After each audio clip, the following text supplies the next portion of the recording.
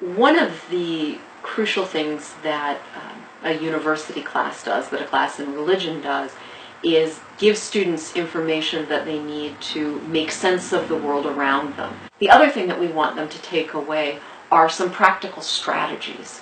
What can they do when they notice anti-Muslim bigotry, when they notice anti-Jewish events, actions? I think maybe we'd also hope, or at least I hope, that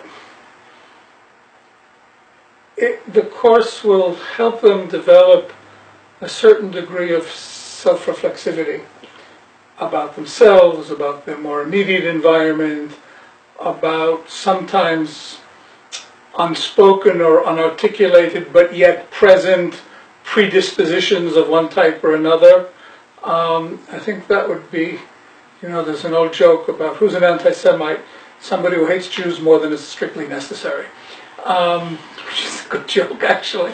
But it's getting a feel for that, what that means, what's embedded in such a joke. That's what I mean by uncovering things, deep cultural premises that they themselves might have.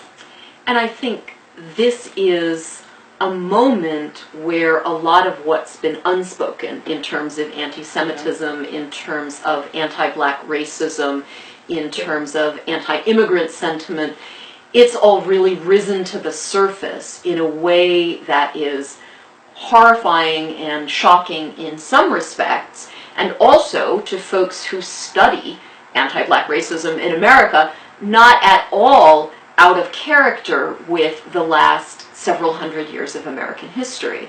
And so to be able to look at this present moment and see connections and draw analytic threads with larger ongoing patterns of othering, of prejudice, of rhetoric around difference, I think that's really a key piece of what we're hoping to accomplish.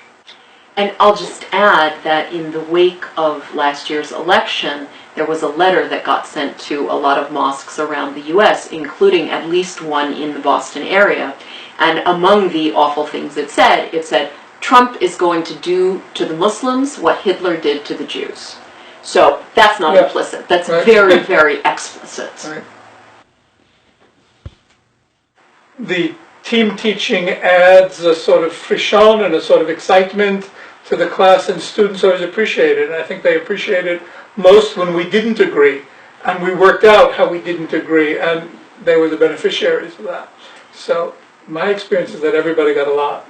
And precisely because it treads on toes, and it will, just putting the two in the same box, just putting Islamophobia and anti-Semitism in the same box, I think it's very, very important that at least in its early stages, it be taught by somebody who's Jewish and somebody who's Muslim, and by people for whom their sense of belonging is deeply within those communities and those traditions. I think that is, and I know you're not supposed to do this in a university, but that is very much part of the course, right? I mean, we're supposed to separate the person from the content of the course, but I think here it's important.